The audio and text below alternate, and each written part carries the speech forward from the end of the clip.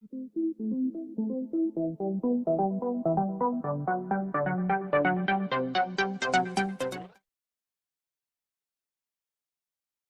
you want to prepare for UPSC when still in school, you are at right place because our channel helps school students to start prepare early and easily for UPSC. GS Paper 1 in UPSC Mains includes syllabus from History, Geography and Indian Society.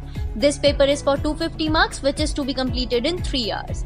We'll discuss more about it in upcoming videos.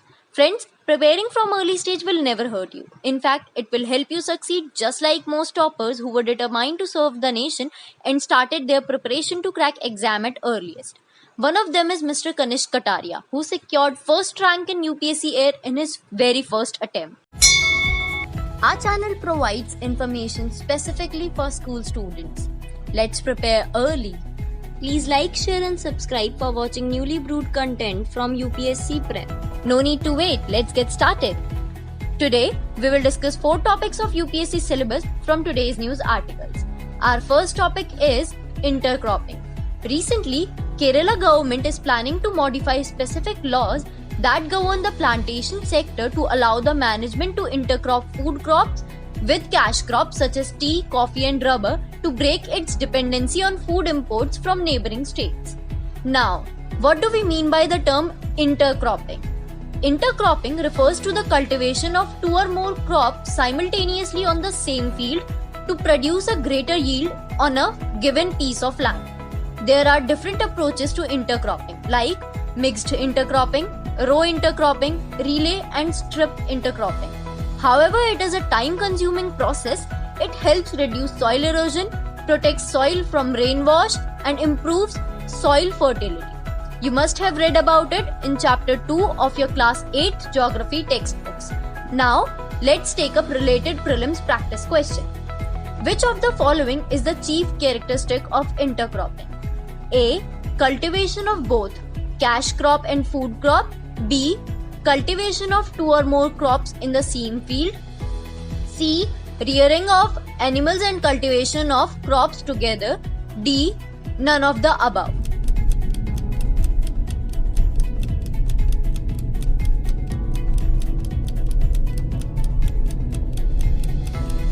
The correct answer is option B. Cultivation of 2 or more crops in the same field. Our next topic is Convention on International Trade in Endangered Species of Wild Fauna and Flora. CITES.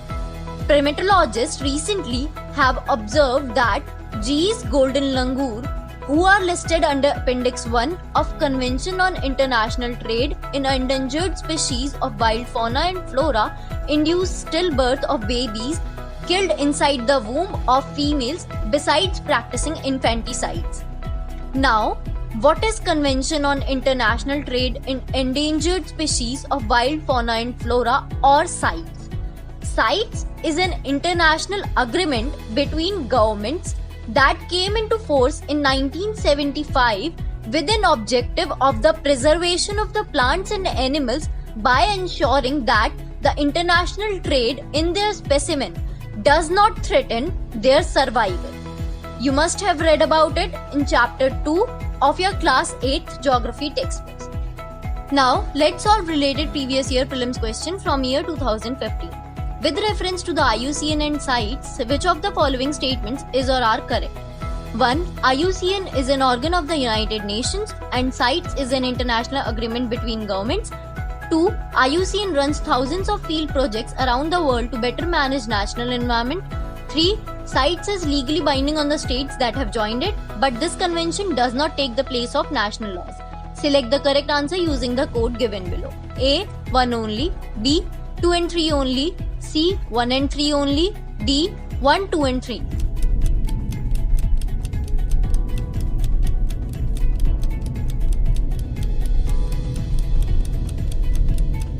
The correct answer is option B. 2 and 3 only. Moving on, our next topic is earthquake. Recently, the Regional Seismic Center has stated that a medium intensity earthquake of 5.1 magnitude has been felt in Mizoram, Meghalaya, Manipur and other northeastern states. Now, what do we know about earthquake? Earthquake refers to a sudden shaking or trembling of the earth which lasts for a very short time. It is caused by disturbance deep inside the earth crust due to brushing or colliding of plates. The power of an earthquake is expressed in terms of magnitude on Richter scale, while its intensity is measured on Mercalli scales. There are some seismic or fault zones where earthquakes are more likely to occur. You must have read about it in chapter 15 of your class 8 science textbooks. Now, let's solve related previous year prelims question from year 2001. Consider the following statements regarding the earthquake. 1. Intensity of earthquake is measured on Mercalli scales. 2. The magnitude of an earthquake is a measure of energy released. 3. Earthquake magnitudes are based on direct measurements of the amplitude of seismic waves. 4. In the Richter scale, each whole number demonstrates a 100-fold increase in the amount of energy released. Which of these statements are correct? A. 1, 2 and 3. B. 2, 3 and 4. C. 1 and 3. D. 1 and 4.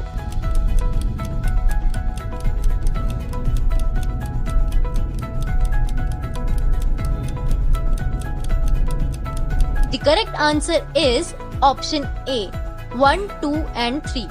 Our last topic for today is defection and anti-defection law. Recently, some of the sitting MLAs of National People Party in Manipur defected to the opposition, creating instability in the state's policy. However, this politics of defection in Manipur is not unique. There have been some other examples of defection in Karnataka, Madhya Pradesh, Arunachal Pradesh and Uttarakhand despite the anti-defection law. Now, we must understand what is defection. Defection refers to changing party allegiance from the party on which a person got elected in a legislative body to a different party. Now, what is anti-defection law?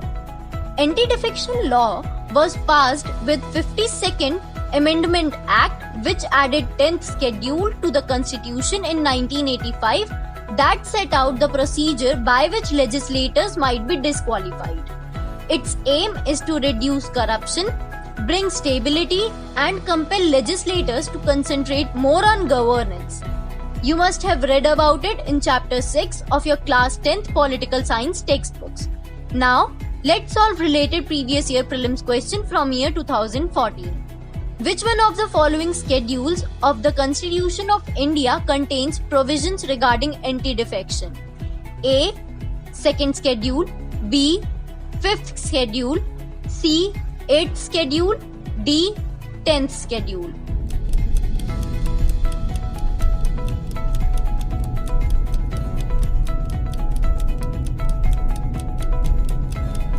The correct answer is option B, 10th schedule. And with this, today we just scored total 8 marks in India's one of the most prestigious exam. Thank you for watching. Please like, share and subscribe for freshly brewed content.